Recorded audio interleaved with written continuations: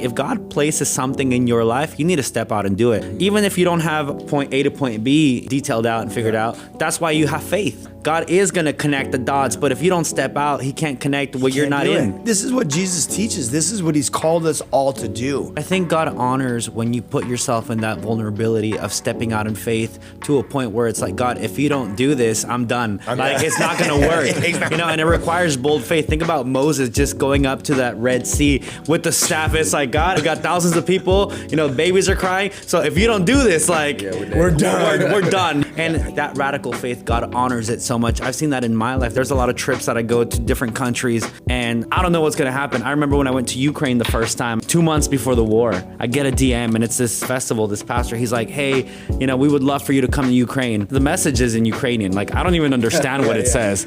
Google Translate. I'm like, okay, let's do this. I prayed about it. Let's go. I go by myself. I'm flying to Odessa. They pick me up. Nobody speaks English.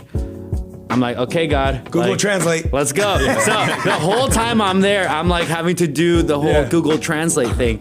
And I stepped out in faith, and that was one of the most incredible times that I've had in my life. God moved so much, at every night, even though I was singing in English. Yeah, I tried to learn a few choruses in Ukrainian, and I probably butchered it, but people appreciated it, and God moved so much. When I did the altar call, people were just swarming to the front to just give their life to Jesus. If I would have been scared to step out, I would have never had that experience.